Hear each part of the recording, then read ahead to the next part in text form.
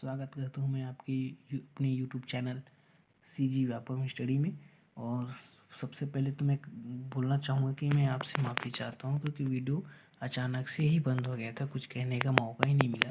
इसके लिए हम सॉरी हूँ, लेकिन इस वीडियो में मैं आपको अच्छे से बताऊँगा, ठीक है। मैं पहले आपको अथर्ववेद के बारे में पूरा नहीं बताया पाया था।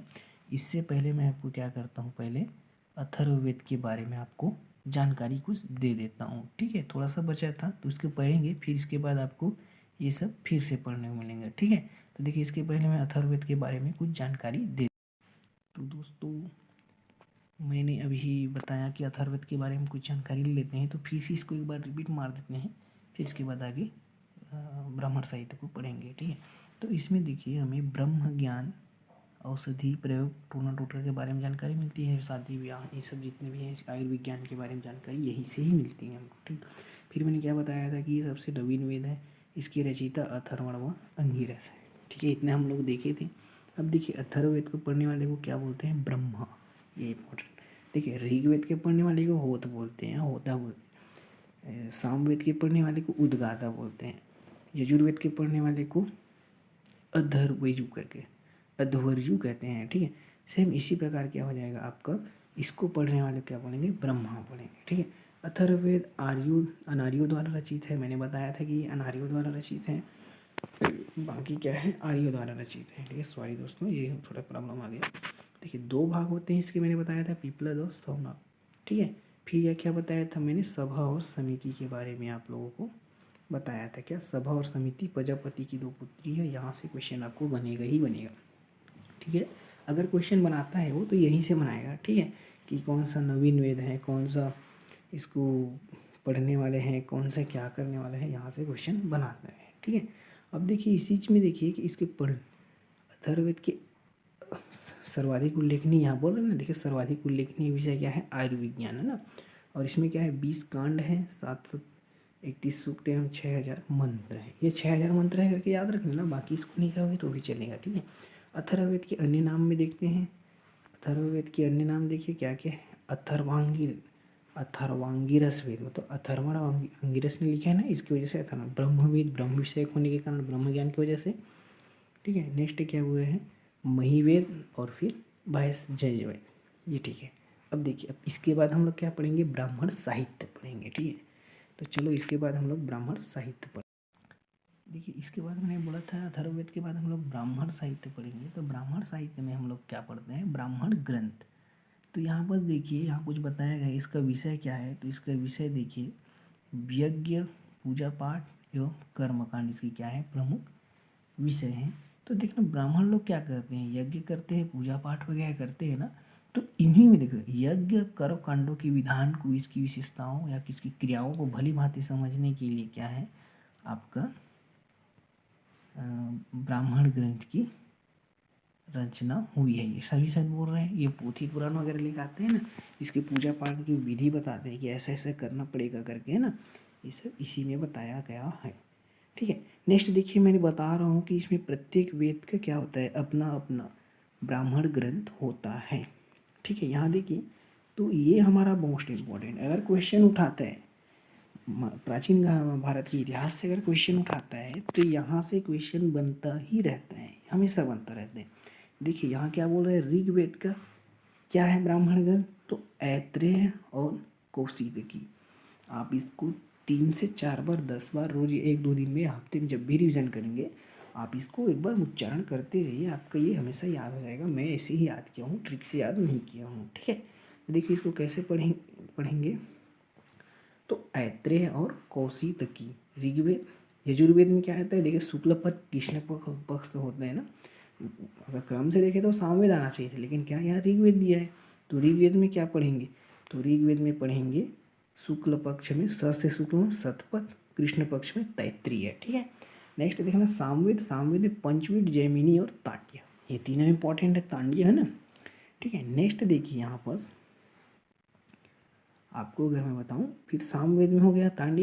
ये गोपथ बहुत आया है हमारे लिए, ये बहुत इंपॉर्टेंट है, ये क्वेश्चन यहाँ से बने ही बने हैं, ठीक है। तो देखिए, यहाँ कुछ और इम्पोर्टेंट फैक्ट देख लीजिए। तो यहाँ क्या दिया है? मैं थोड़ा सा हाईलाइटर कर दिया हूँ, मेरा ही बुक है इसलिए, ठीक है। तो देखिए, यहाँ क्या है? ऐत्रेय ब्राह्मण ग्रंथ में राज्याभिषेक की नियम दिए। पहले पुराने समय में या प्राचीन काल में देखिए तो राजा का राज्याभिषेक कराया जाता था। तो राज्याभिषेक की जो विधि है या उसके नियम है वो कहाँ से दिए गए हैं? आपके ऐत्रेय ब्राह्मण ग्रंथ से। जो क्या है? ऐत्रेय क्या है? ऋग्वेद का है, ठीक है। फिर तैत्रीय क्या है? तो मनुष्य के आचरण देवों के समान होना चाहिए, किसमें बोला गया है? तैत्रीय में। और क्या बोला है? एक और, मन ही सर्वोच्च प्रजापति है, ये भी फैक्ट बोला गया है। ये दोनों याद रखना। नेक्स्ट इसमें क्या बोला है फिर? गोपद ओमकार एवं गायत्री की महिमा का वर्णन है। ये देखिए हमारा इतना ब्राह्मण ग्रंथ हमारा कंप्लीट हो जाता है। फिर इसके बाद देखिए मैं आपको आगे पढ़ाने वाला हूँ सॉरी, चलो पढ़ते हैं इसमें। अरण्यक। अरण्यक मतलब यहाँ देखिए इन ग्रंथों का मनन अरण्य अर्थात वन में होने के कारण क्या होती है? अरण्यक पड़ा। इसे ब्राह्मणों का अंतिम भाग कहा जाता है। इसमें कुल संख्या कितनी है? 6 है, ठीक है। इसमें दार्शनिक एवं रहस्यात्मक विषयों का जैसे आत्मा, मृत्यु एवं जीवन के बारे में क्या रहता है? वर्णन किया जाता है, ठीक है। इसकी कुल संख्या 6 है। इसमें अब ना जाने तो भी चलेगा, लेकिन अब थोड़ा सा जान ले कोई बात नहीं, लेकिन इसको ना जाने तो भी अच्छा है, नहीं पूछा जाता है क्वेश्चन। तो अब आगे हम पढ़ेंगे उपनिषद, ठीक। चलिए भी पढ़ेंगे उपनिषद। देखिए उपनिषद की रचना काल देखिए तो क्या है? 800 से 500 ईसा पूर्व इसकी रचना हुई है। देखिए इसका अर्थ देखिए समीप या पास बैठना। तो इसका विस्तृत अर्थ मैं बताता हूँ कि गुरु से शिक्षा प्राप्त करने के लिए या ज्ञान प्राप्त करने के लिए गुरु के समीप नीचे बैठना क्या कहलाता है? उपनिषद कहलाता है, ठीक है। देखिए उपनिषद वैदिक साहित्य के अंतिम भाग व सारभूत सिद्धांतों का प्रतिपादक। वैदिक साहित्य मैंने पढ़ा ना, ऋग्वेद, यजुर्वेद, सामवेद, अथर्ववेद, इसी का अंतिम भाग व सारभूत सिद्धांतों का प्रतिपादक है क्या? आपका उपनिषद। देखिए उपनिषद में फिर देखिए यहाँ क्या बताया गया है? उपनिषदों की रचना वैदिक काल में, उत्तर वैदिक काल में देखिए तो उत्तर वैदिक काल के बारे में बता देता हूँ।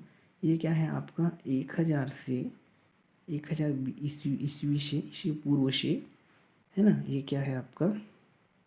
ईसा पूर्व से 600 ईसा पूर्व आपका इसका बारे में हम लोग पढ़े हैं, ठीक है। तो देखिए इसी में और आगे इसी कड़ी में आगे चलते हैं, तो देखिए आगे फिर आपको क्या मिलेगा कि भारत का प्रसिद्ध आदर्श वाक्य सत्यमेव जयते मुंडको उपनिषद से लिया गया। ये इंपॉर्टेंट है, ये तो कई बार एग्जाम में पूछा गया है। जो बिगिनर, जो पहले से पढ़ चुका हो, इसके लिए बहुत इंपॉर्टेंट है, यहाँ से क्वेश्चन बनते हैं। फिर देखिए इसमें आत्मा एवं परमात्मा संसार के संदर्भ में प्रचित दार्शनिक विचारों का संग्रह है। ये इतना इंपॉर्टेंट है। देखिए मैंने बताया था कि यजुर्वेद क्या है? गद्य और पद्य दोनों में है। तो इसी तरह ये भी क्या है? आपकी गद्य एवं पद्य दोनों में है। इसे वेदांत या वेदों का अंतिम भाग भी कहा जाता है। ये आपके लिए मोस्ट इम्पॉर्टेंट है, आप इसको अवश्य पढ़िए। क्वेश्चन बनता है कौन सा वेदांत आता है करके, ठीक है। देखिए नेक्स्ट इसमें क्या है? एक बोला गया है यम नचिकेता संवाद कठोपनिषद में है। यहाँ ये क्वेश्चन बहुत ही इंपॉर्टेंट है, यहाँ से भी ये क्वेश्चन बना है, आप इसको याद रखना। यम नचिकेता संवाद क्या है? कठोपनिषद से। फिर देखिए इसमें बोला है चारों आश्रम का सर्वप्रथम उल्लेख ये जम्बालोपनिषद से है। ये भी इंपॉर्टेंट है, ये भी क्वेश्चन बन चुका है। तो आई होप कि यहाँ से भी क्वेश्चन बनने का चांसेस है, ठीक है। सीजी व्यापम में, अब सीजी व्यापम की ही तैयारी कर रहे हैं तो यहाँ से क्वेश्चन बनता है, एक आध नंबर का आ जाते हैं, ठीक है। देखिए फिर क्या बोल रहे हैं? उपनिषदों को शास्त्र ज्ञान के पक्ष पर सबसे अधिक जोर दिया गया है। यहाँ बोला गया है कि उपनिषदों में दर्शन शास्त्र के ज्ञान पक्ष पर सबसे अधिक जोर दिया है। कभी कभी क्वेश्चन बन जाए तो ज्ञान पक्ष पर सबसे ज़्यादा जोर दिया गया, ठीक है। सॉरी, ऋषि याज्ञवल्क्य के जीवन पर बृहदारण्यक उपनिषद में प्रकाश डाला गया है। ये बृहदारण्यक उपनिषद क्वेश्चन में आए तो ऋषि याज्ञवल्क्य से संबंधित है, ठीक है। फिर इसी में देखिए यहाँ पर और आगे बोला है कि ब्रह्म विषयक होने के कारण इसे ब्रह्म विद्या भी कहते हैं, ठीक है। नेक्स्ट देखिए इसमें कर्म कांडों की आलोचना तथा सम्यक विश्वास व ज्ञान के तत्वों पर जोर दिए गए। सम्यक विश्वास और ज्ञान के तत्वों पर जोर दिया गया, ठीक है। देखिए नेक्स्ट इंपॉर्टेंट आपका क्या है? ये छंदोग्य उपनिषद, ये पुनर्जन्म, ठीक है। पुनर्जन्म का वर्णन कहाँ मिलता है? आपका ये छंदोग्योपनिषद में। ये क्वेश्चन आपके लिए बना ही बना, ये सब क्वेश्चन बने हुए हैं जितने उपनिषद है, छंदोग्योपनिषद, बृहदारण्यक आपका कठोपनिषद है ना। एक और आता है आपका श्वेताश्वर उपनिषद। देखिए ये आपका श्वेताश्वर उपनिषद, श्वेताश्वर उपनिषद के बारे में बता देता हूँ। तो ये श्वेताश्वर उपनिषद क्या है, इसका अर्थ क्या होता है, तो इसका अर्थ होता है सफेद घोड़ा, सॉरी सफेद, एक मिनट,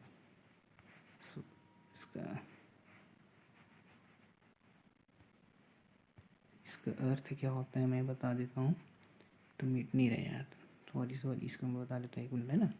इसका अर्थ होता है सफ़ेद घोड़ा, ठीक है। श्वेताश्वर उपनिषद सफ़ेद घोड़ा, ये आपका पीएससी व्यापम में आया हुआ क्वेश्चन है, ठीक है। चलो नेक्स्ट, इसके बाद फिर इसी में देखते हैं इसकी कुल संख्या कितनी है ना। इसकी कुल संख्या कितनी है मैंने बताया, नहीं बताया क्या? देखिए तो इसमें इसकी कुल संख्या कितनी है, तो ये देखिए इसकी संख्या कितनी है 108, लेकिन मान्यता कितनी को मिली है, सिर्फ 13 को ही इसकी प्रमाणिक माना गया है, ठीक है। ये रहा हमारा उपनिषद, कुछ इम्पोर्टेंट फैक्ट जो कि हमारे सीजी व्यापम में आने के बहुत ज़्यादा चांसेस हैं। चलो ठीक है, इसके बाद नेक्स्ट टॉपिक देखते हैं हम लोग। चलिए इसमें इसके बाद हम लोग पढ़ेंगे वेदांग। वेदांग बहुत ही इंपॉर्टेंट है, इसे वेदों का अंग माना गया है, अध्ययन में मदद करते हैं। देखिए कैसे मदद करते हैं, तो इसकी कुल संख्या कितनी है, 6 है, और आपने आरण्यक भी पढ़ा, उसमें क्या है 6 है, तो आप इसको ना लेना, ठीक है, वो आरण्यक का अलग है, वो जो मैं किसी दिन बता देता हूँ कमेंट बॉक्स में, ठीक है। तो देखिए यहाँ क्या है 6 आपके हैं, तो पहला क्या है शिक्षा, पहला है आपका शिक्षा, दूसरा है व्याकरण, तीसरा ज्योतिष, चौथा कल्प और निरुक्त और छंद, ये आपके 6 वेदांग है, ठीक है, 6 वेदांग है। अब इसको याद रखना, यहाँ से क्वेश्चन एक आध क्वेश्चन आया हुआ है यहाँ से, ठीक है। सीजी व्यापम इसका मैं आपको ऑब्जेक्टिव भी कराते चलूँगा, ठीक। जैसे मेरा ये टॉपिक कंप्लीट होगा ना, सिंधु घाटी सभ्यता को पढ़ने से पहले मैं इसको एक बार इसका ऑब्जेक्टिव टाइप करा लूँगा, जो कि आपको दिखेगा स्पष्ट कि सीजी व्यापम में आया है कि CGPSC में आया हुआ है, ठीक है। अब देखिए नेक्स्ट पढ़ेंगे महाकाव्य। महाकाव्य के बारे में देखते हैं थोड़ा सा। तो देखिए महाकाव्य क्या है, महाकाव्य, ठीक है, हमारे यहाँ से भारत में जब हिंदी साहित्य या हिंदी बारे में पढ़ेंगे, तो ये महाकाव्य, खंड काव्य, काव्य, इसमें ये बटा हुआ है। तो इसमें क्या है देखिए, जैसे कि पद्मावत और साकेत, रामायण, महाभारत, ये सब क्या है महाकाव्य के अंतर्गत आते हैं, ठीक है। तो इसमें क्या देखिए, इसमें हम लोग पढ़ेंगे महाकाव्य, तो पहला पढ़ेंगे रामायण और दूसरा क्या पढ़ेंगे महाभारत। तो पहला रामायण में देख लेते हैं। तो रामायण क्या है, इसकी रचना काल अंतिम संकलन 400 ईस्वी में इसकी हुई। इसकी भाषा क्या है, संस्कृत है, रचयिता वाल्मीकि जी हैं, है ना। देखिए इसकी रचयिता वाल्मीकि जी हैं, ठीक है, रामायण की ना। रामचरितमानस की अगर बात करें, देखिए इसी में देखिए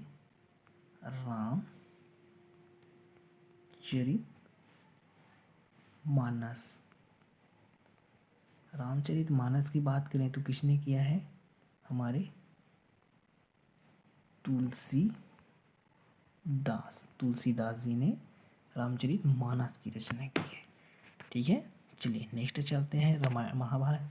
इसी में और देखिए इसमें कुल श्लोक कितने हैं, सॉरी थोड़ा सा मिस्टेक हो गया है ना। इसमें कुल श्लोकों की अगर बात करें तो कुल श्लोक कितने हैं, 24,000 कुल श्लोक हैं, ठीक। नेक्स्ट देखिए महाभारत। महाभारत क्या है, क्या रचना काल क्या है, अंतिम संकलन है 400 ईस्वी में, ये दोनों कॉम्पिटिशन है थोड़ा। रचयिता क्या है, वेद व्यास जी, ठीक है। कहा जाता है इसके, जब हम लोग महाभारत पढ़े हैं, BR चोपड़ा जी का देखे हैं, तो उसमें बताया है कि या कहीं पर सुने हैं कि इसके रचयिता तो वेद व्यास जी हैं, ये सिर्फ क्या किए, इसको बोले हैं, लेकिन लिखा कौन है, इसको बोला कौन है आपको, सॉरी एक मिनट, इसको बोला है किसने, वेद व्यास ने, वेद व्यास जी ने, लेकिन लिखा किसने है अगर बात करें तो लिखा है गणेश जी ने। या आपने कहीं कहीं ये वर्ड सुना होगा कि भगवान गणेश जी ने महाभारत को लिखा है करके। ठीक है, चलिए नेक्स्ट देखते हैं इसी के बारे में आगे। तो यहाँ पर देखिए रचना काल तो पता चल गया वेद व्यास जी में। कुल श्लोक कितने हैं? 1,00,000 है। इसमें कितने थे? 24,000 है। अब देखिए इसमें पर्व मोस्ट इम्पॉर्टेंट है। 18 पर्वों में महाभारत को विभाजित किया गया है। ठीक है, देखिए यहाँ फिर बोला गया है कि रामायण के अन्य नाम और महाभारत के अन्य नाम। ठीक है, रामायण के अन्य नाम और महाभारत के अन्य नाम। तो चतुर्विंशति साहस्ती सहस्ता, ये चतुर्विंशति साहस्ती संहिता रामायण के अन्य नाम है। ये जय संहिता, विजय संबंधित और सहस्त्र साहस्ती संहिता, ये आपका महाभारत का नाम है। ठीक है, नेक्स्ट इसके बाद मैं टॉपिक जो पढ़ाऊँगा वो है आपका क्या? और पुराण। ये पुराण से भी क्वेश्चन बनता है ना, यहाँ से बनता है तो बनता ही है, लेकिन महाभारत और रामायण काल से थोड़ा कम बनता है। यहाँ से पुराण से और उपनिषद से ज़्यादा चांस रहते हैं बनने के। ठीक है, तो नेक्स्ट पढ़ते हैं क्या? उपनिषद। चलिए दोस्तों अभी पढ़ते हैं क्या? पुराण के बारे में पढ़ते हैं। तो पुराण देखिए क्या है? प्राचीन आख्यानों से युक्त ग्रंथ को पुराण कहा जाता है। प्राचीन आख्यानों से युक्त ग्रंथ को मतलब क्या कहते हैं? जो कि पुराने समय में जो वर्णन किया गया है ना, उसके बारे में बताया गया है। ठीक है, फिर देखिए यहाँ क्या बोला गया है, इसके रचनाकार के बारे में देखते हैं। रचनाकार कौन है? लोमहर्ष व उग्रसेन। ठीक है, मैंने एक और बताया था क्या? अथर्वण व आंगिरस, वो क्या है? आपके अथर्ववेद के रचनाकार है। ठीक है, लेकिन यहाँ लोमहर्ष व उग्रसेन, लोमहर्ष पिता है, उग्रसेन क्या है? बेटे हैं। ठीक है, इन दोनों का रचना किन्होंने किया है? इन दोनों ने मिलकर क्या किया है? पिता और पुत्र ने मिलकर क्या है? रामायण पुराण की रचना की है। तो इसकी रचना काल क्या है? 3री-4री शताब्दी ईसा पूर्व ईस्वी में है ना, शताब्दी ईसा पूर्व नहीं, ईस्वी सन में। ठीक है, मतलब ईसा जी का जन्म हो गया था। फिर देखिए प्रामाणिक पुराण की संख्या कितनी है? तो 18, मतलब 18 है। मतलब हम कहें तो 18 ही ऐसे हैं जो कि प्रामाणिक रूप से हैं। ठीक है, चलिए नेक्स्ट देखते हैं। सबसे प्राचीन या पुराण की बात करें तो मत्स्य पुराण है ना। सबसे प्राचीन पुराण की बात करें तो वो क्या है? मत्स्य पुराण है। ठीक है, देखिए फिर उसके बाद देखिए ये जो है ना, थोड़ा सा इसको मैं ट्रिक से याद करूँगा, आप लोग देखना बड़ा मजा आएगा पढ़ने में। थोड़ा सा इसको मैं ऊपर कर लेता हूँ, बस इतना ही। देखिए, और सॉरी हल्का सा जूम भी कर लेता हूँ। हल्का सा जूमिंग करने में थोड़ा सा बनेगा। देखिए क्या है, तो देखिए विष्णु पुराण अगर ये बात करें, विष्णु भगवान विष्णु से संबंधित है। पुराण में मौर्य वंश के बारे में जानकारी मिलती है ना। तो इसको देखो कैसे याद कर सकते हैं। भगवान विष्णु क्या थे? पहले कृष्ण अवतार थे और क्या लगाते थे? अपने बालों में मोर का पंख लगाते थे, है ना। तो उसमें देखिए आप अगर थोड़ा सा भी लॉजिक लगाएं तो मौर्य वंश, मौर्य से मौर्य याद रख लेना और विष्णु से भगवान श्री कृष्ण लगा लेना। तो विष्णु वंश किससे संबंधित है? मौर्य वंश से संबंधित है। ठीक है, नेक्स्ट देखिए आप वायु पुराण। तो वायु हम लोग महसूस करते हैं, देखते नहीं है ना। तो मतलब क्या कह सकते हैं? वायु क्या है आपका? गुप्त है। मतलब कह सकते हैं वायु पुराण में गुप्त वंश का वर्णन मिलता है। ठीक है, देखिए सेम इसी प्रकार मत्स्य पुराण में देखिए, तो आप लोग हम लोग छत्तीसगढ़ के इतिहास पढ़ेंगे तो हमारे यहाँ छत्तीसगढ़ में कुटुम्बसर की गुफा है, जहाँ पर क्या पाया जाता है? अंधी मछलियाँ पाई जाती हैं। तो मैंने इसको थोड़ा सा याद किया है, मत्स्य पुराण, मत्स्य तो अंधी मछली कहाँ पाई जाती है? मछली, और ये भी मछली है, तो कहाँ मिलेगी? मत्स्य पुराण। ठीक है, सॉरी एक मिनट थोड़ा सा प्रॉब्लम आ गया। हाँ, मत्स्य पुराण आपका आंध्र सातवाहन, मत्स्य पुराण आंध्र सातवाहन वंश का। ठीक है, नेक्स्ट देखिए अग्नि पुराण। अब अग्नि में क्या होता है? तो तांत्रिक वगैरह होते हैं, जितना भी देखना वो क्या होते हैं? अग्नि पुराण, मतलब अग्नि से संबंधित होते हैं। तो तांत्रिक पद्धति में क्या होता है आपका? अग्नि पुराण होता है। ठीक है, जिसमें देखिए इसी में ही अग्नि पुराण में ही है कि गणेश भगवान की जो प्रथम बार उल्लेख है यही बस मिलता है कि यहाँ पर होना चाहिए कि। ठीक है भाई, नेक्स्ट देखिए आपका मोस्ट इम्पॉर्टेंट टॉपिक है जिसको बोलते हैं पुराणों को पंचम वेद के रूप में माना गया है। हम लोग अभी तक 4 वेद पढ़े हैं, ऋग्वेद, सामवेद, यजुर्वेद और अथर्ववेद। तो इसको क्या बोलते हैं हम लोग? पंचम वेद भी कहते हैं। ठीक है, पुराणों में ऐतिहासिक सूचनाएं वंशानुचरित मिलती हैं, अर्थात इनमें राजाओं की वंशावलियाँ पाई जाती है। ठीक है, इम्पोर्टेंट नहीं है, सिर्फ आपको इम्पोर्टेंट रखना है ये विष्णु पुराण हमको याद रखना है, विष्णु पुराण, वायु पुराण, मत्स्य पुराण, अग्नि पुराण, इस सबको जाना है। और ये पंचम वेद को, ठीक है, इसकी संख्या कितनी है, ये 18 को हम लोग प्रमाणिक माने हैं, ये आपको याद रखना पड़ेगा। ठीक है, तो चलो दोस्तों, इसके बाद नेक्स्ट हम लोग फिर पढ़ेंगे। अब मैं बताता हूँ इसके बाद क्या पढ़ना है, नेक्स्ट टॉपिक देखिए। तो दोस्तों आज हमने पढ़ा है क्या, तो पहले कल मैंने पढ़ाया था क्या, ये प्रथम खंड का इतिहास प्रारंभ किए गए थे। उसके बाद हमने क्या पढ़ा था, तो ये साहित्यिक स्रोत, पुरातात्विक स्रोत और इन सब के बारे में पढ़ा था। तो देखिए हम लोग धार्मिक ग्रंथ को पढ़ लिए थे।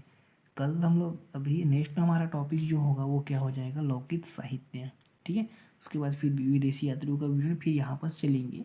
तो दोस्तों अगर आपको मेरा पढ़ाया हुआ थोड़ा सा भी याद हुआ या थोड़ा सा भी आपको पढ़ने में मदद मिला है, तो आपसे रिक्वेस्ट है कि आप मेरे चैनल को सब्सक्राइब कीजिए, मेरी वीडियोस को लाइक कीजिए और अपने दोस्तों तक शेयर कीजिए। ठीक है दोस्तों, धन्यवाद दोस्तों। मैं